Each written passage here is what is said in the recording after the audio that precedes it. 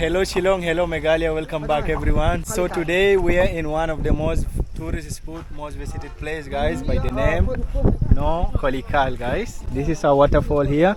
The name of the waterfall is actually in a Kasi local language guys. It has a really deep, like a tragic story behind that. Likai, her name is Likai.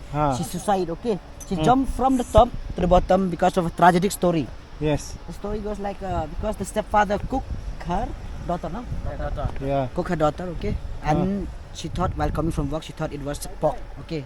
Yes. She ate it, and then after that she went outside. She was sitting, okay? She was eating betel nut just like we do every time in our place, okay? After eating, we used to eat a betel nut, okay? Kwai, we call khasi.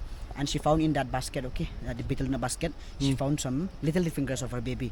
After that, she realized that it was her baby. It was not pork, and that was a tragic story. And then after that, she just ran away. She feel guilty, and maybe as a mother, you understand, right? So she just went there, okay, to the There top. exactly? Yeah, there.